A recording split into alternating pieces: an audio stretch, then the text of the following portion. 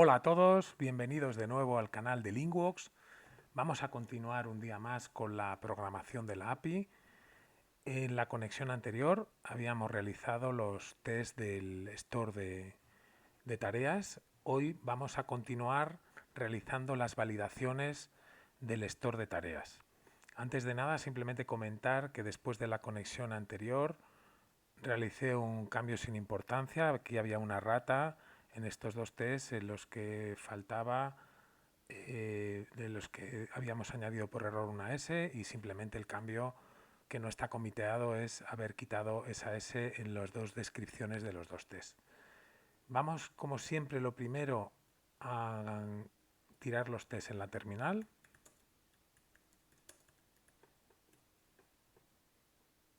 Vemos que los 55 tests pasan. Ahora ya sí vamos a continuar con los tests. Abrimos el archivo de test de tareas. Y vamos en principio a comenzar por el test de los campos que decidamos que sean obligatorios. De todos los campos que tenemos en tareas, por ejemplo, el campo del ID de proyectos debería ser obligatorio, ya que una tarea pertenece a un proyecto y siempre tendría que tener un ID de proyecto. Sin embargo, el ID de desarrollador no lo vamos a hacer obligatorio, porque puede ser que al crear una tarea todavía no hayamos decidido a qué desarrollador vamos a asignarla, y por tanto pues no la vamos a hacer obligatorio para con posterioridad poder asignarlo más tarde. Los estados sí los vamos a hacer obligatorios. El estado de factura y el estado de pago pueden comenzar como estado pendiente, y el estado de tarea podría tener un estado inicial de tarea no iniciada o lo que decidamos más adelante. La descripción también la haremos obligatoria, ya que sería un poco raro tener una tarea en blanco sin descripción, lo que nos haría muy difícil poder identificarla. Sin embargo, los precios no serán obligatorios, ya que puede ser que o bien la tarea no tenga precio o decidamos asignar el precio más adelante.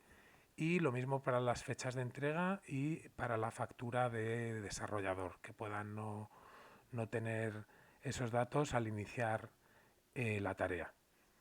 Una vez decididos qué campos queremos que sean obligatorios, vamos a crear el test. Vamos a decirle que requiera una descripción, un ID de proyecto, un estado de tarea, un estado de factura y un estado de pago. Cuando realizamos un store de una tarea.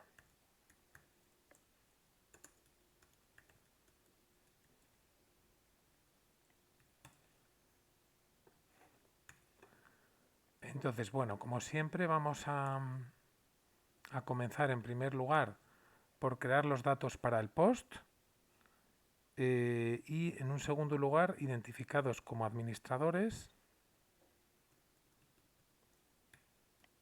vamos a realizar un post JSON a la URL de tareas donde le mandamos los datos del post, y en este caso queremos que devuelva un estado 422, que es el error de validación 422. Nosotros cuando hallamos los datos para el post, vamos a sobreescribir algunos campos. Por ejemplo, vamos a escribir el campo description, que lo vamos a hacer nulo,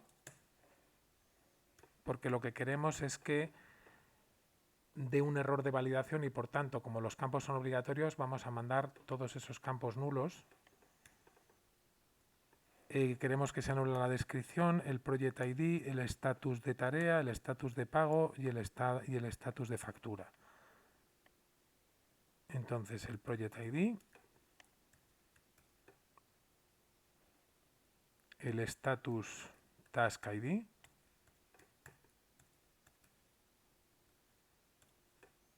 el status invoice ID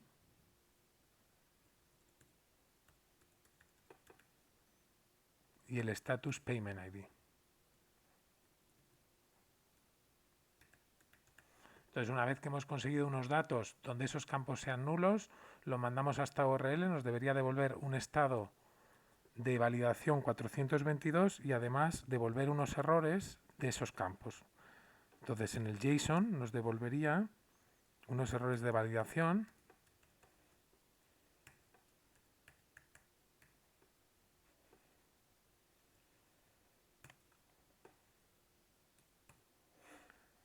en todos estos campos. Vamos a copiarlos aquí.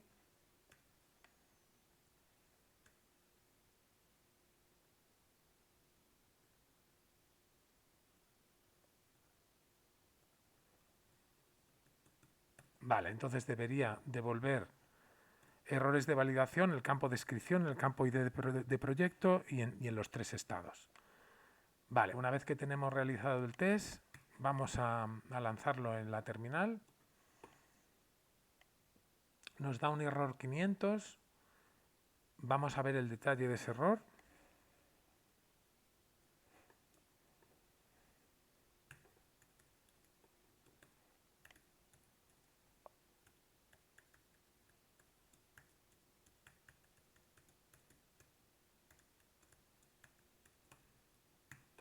Vale, repetimos el test para ver el detalle. Nos dice que la columna no de Project ID no puede ser nula. Quiere decir que efectivamente está intentando guardar un valor nulo en la base de datos y eso es porque este campo de Project ID no lo hemos validado para que sea obligatorio. Entonces lo primero será incluir en el controlador de tareas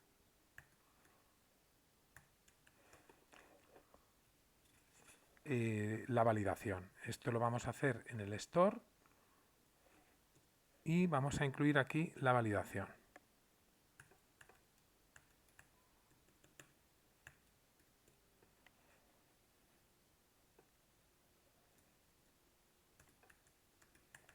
Y las normas de validación las va a obtener, como siempre hacemos, desde el modelo de un método que se va a llamar Validation Rules.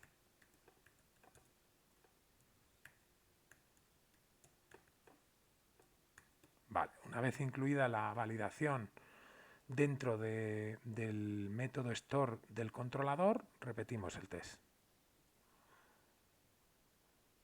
Ahora lo que nos dice es que falta crear el método Validation Rules dentro del modelo tarea. Pues vamos a crearlo, abrimos el modelo tarea y aquí, por ejemplo, justo antes del método donde recoge los datos para el index, vamos a crear esa función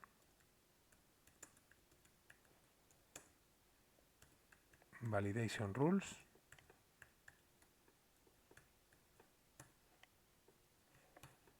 Y aquí simplemente lo que vamos a hacer es devolver las normas de validación.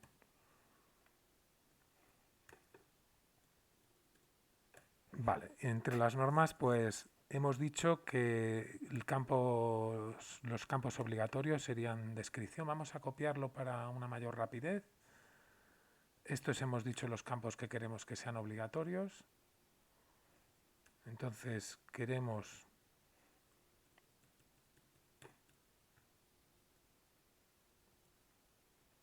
que el campo descripción sea obligatorio.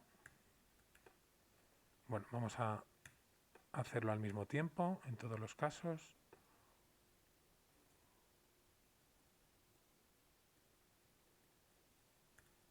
Vamos a decirle, entre comillas, que todos estos campos sean obligatorios. Además, queremos que el campo ID de proyecto, además de que sea obligatorio, queremos que compruebe que el ID de proyecto existe en la tabla de proyectos. Que no sea cualquier ID, sino que sea un ID que exista en la tabla de proyectos. Esto en Laravel se hace diciéndole que exist y con dos puntos decirle la tabla en la que tiene que existir, que es la tabla tareas, y coma en qué campo de la tabla tareas, que sería el campo ID. Esto lo vamos a hacer también para estas otras claves foráneas. le vamos a decir que el ID de tarea tiene que existir en la tabla status tasks, en la tabla status invoice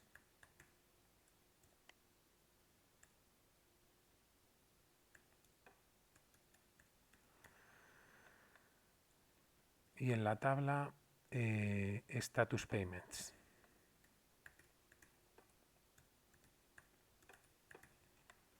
Vale. Vale, una vez incluidas las validation rules, vamos a tirar el test.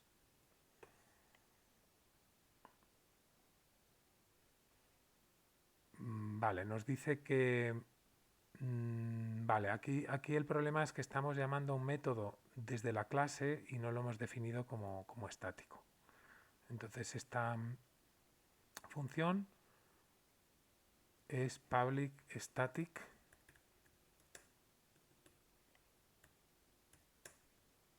function. Vamos a repetir el test.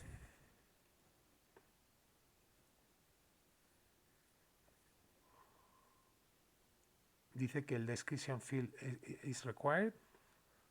Vamos a ver por qué nos da este error. Estamos diciendo que este campo es obligatorio. Y en el test de tarea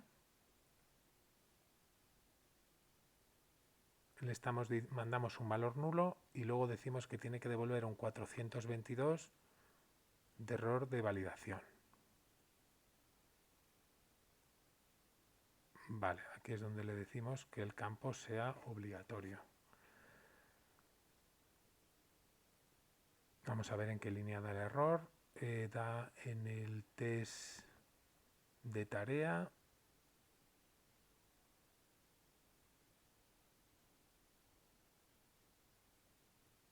Estamos validando en el controlador el request.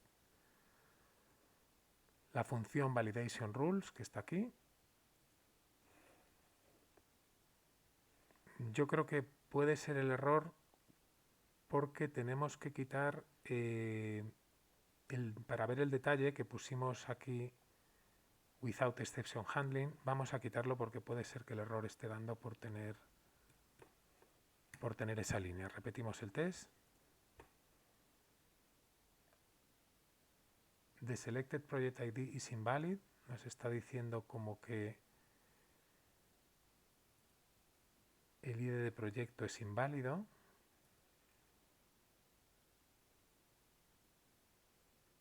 Claro, estamos mandando un valor nulo. Project ID. Miramos aquí en la tarea.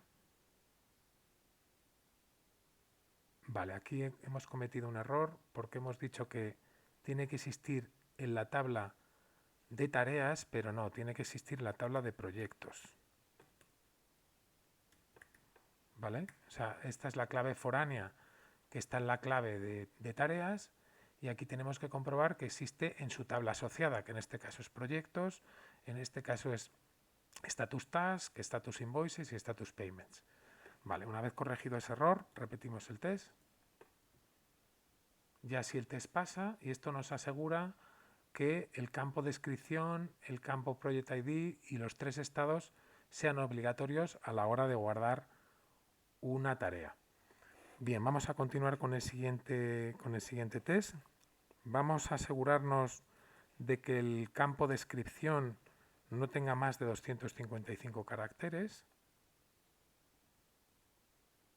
Vale, vamos a copiar y pegar para mayor rapidez.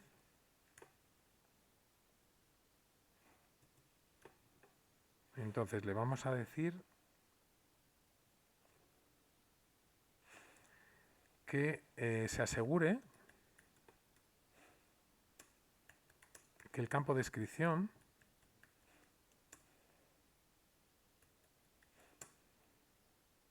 no exceda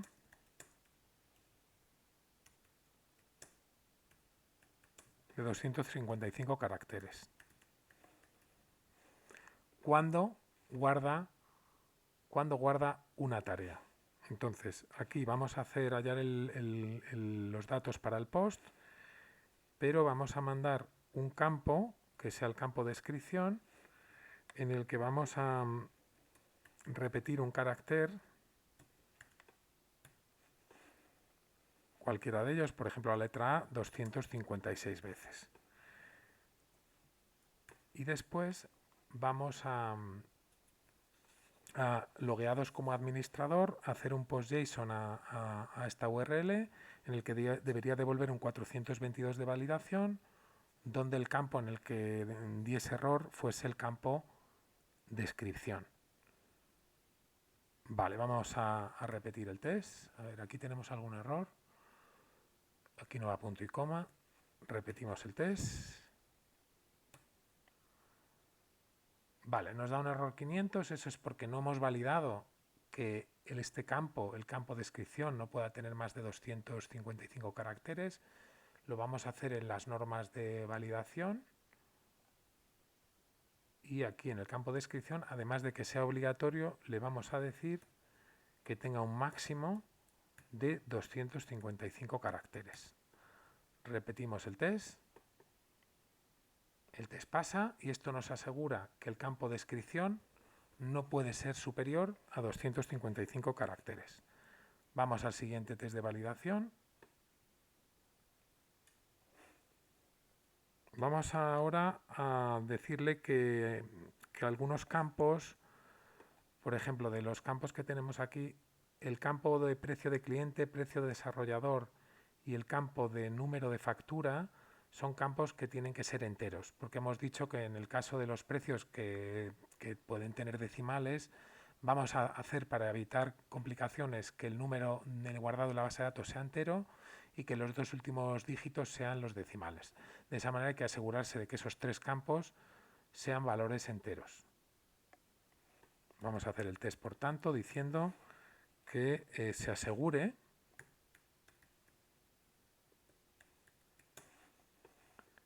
de que el precio del cliente, que el precio del desarrollador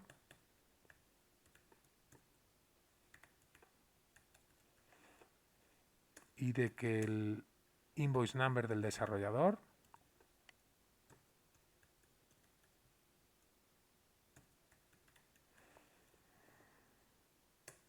sea un entero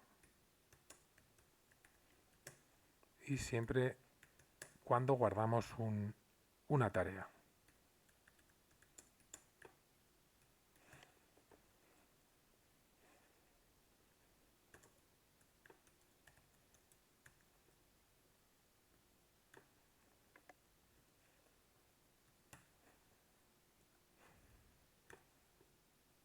Vale, vamos a copiar del test anterior. Entonces, bueno, en este caso lo que vamos a hacer es que el precio del cliente, por ejemplo, sea un número decimal, ¿vale? Como por ejemplo 13,45. Lo mismo lo vamos a hacer para el precio del desarrollador y para el número de factura del desarrollador. Y este campo se llamaría Invoice Number Developer. Bueno, puede ser cualquier número. Vale, entonces aquí lo que estamos es obteniendo los datos para el post, sobreescribiendo estos tres campos para que el contenido de esos campos sea este, y cuando hacemos el post debería devolver un error de validación 422 en estos tres campos. En el campo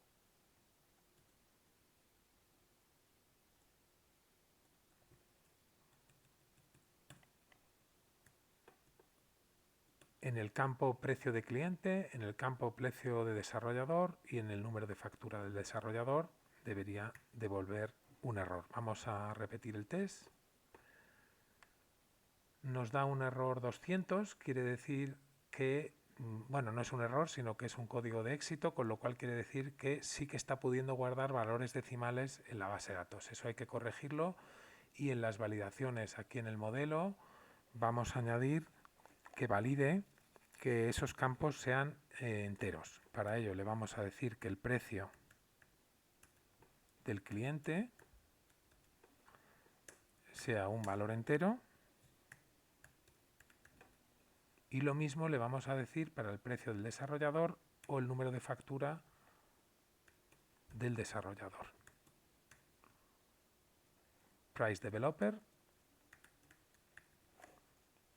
y para el invoice number developer.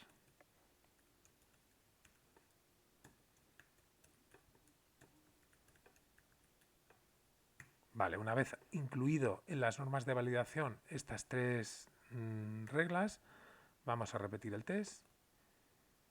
El test pasa y esto nos garantiza que se asegura de que el precio del cliente, el precio del desarrollador y el número de factura sean números enteros.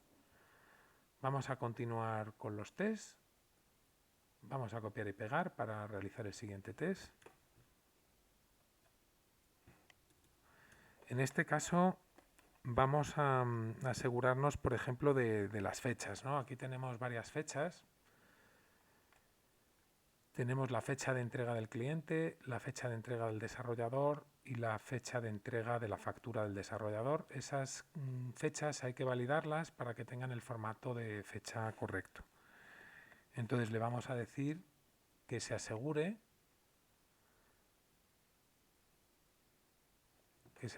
de que el delivery date client, que el delivery date developer y que el invoice date developer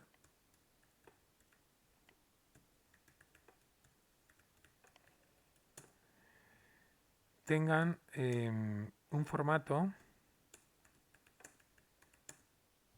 de fecha hora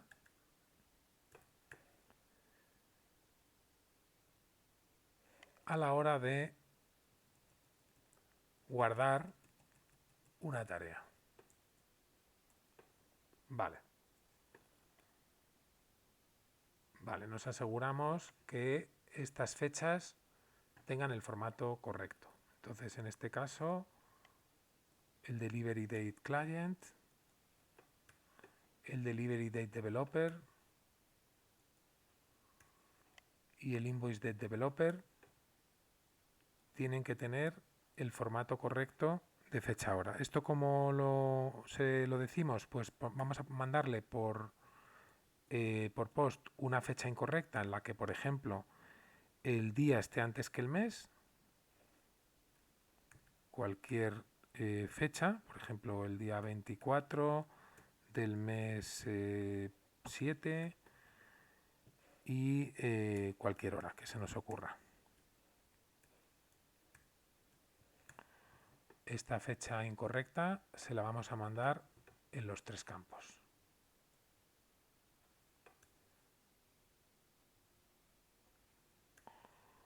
De esta manera, cuando mandamos por post estos datos, debería devolver errores de validación en los tres campos.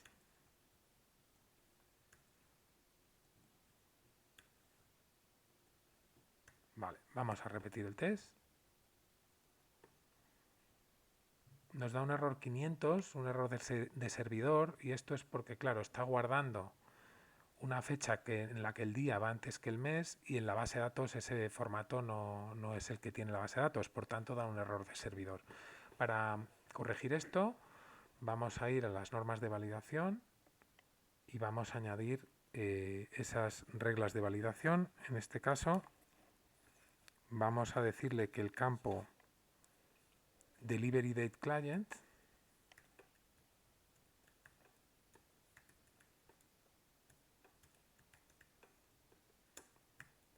tenga un formato. Esto en Laravel se hace diciendo date format, dos puntos, y luego ya especificamos el formato, que sería año, mes, día, hora, minuto y segundo. Y esto lo vamos a hacer para los otros dos campos.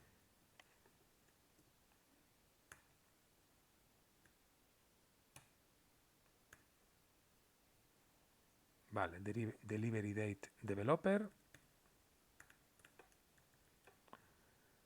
Y también lo vamos a hacer para el invoice date developer.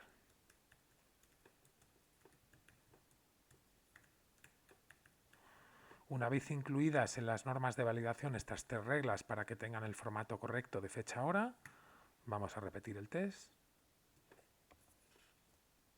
El test pasa correctamente, lo que nos asegura que tanto la fecha de entrega del cliente como la fecha de entrega del desarrollador como la fecha de factura tienen el formato correcto cuando guardan un cliente.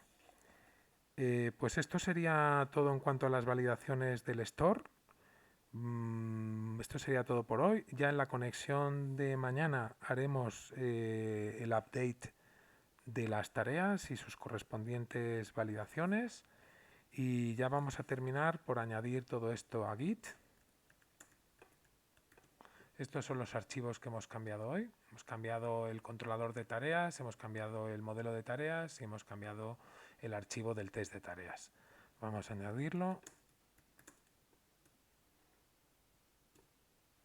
Y vamos a hacer el commit. Esta sería la parte 23 en la que hemos realizado los tests del store de tareas, de las validaciones del store de tareas. Y ya lo subimos a GitHub.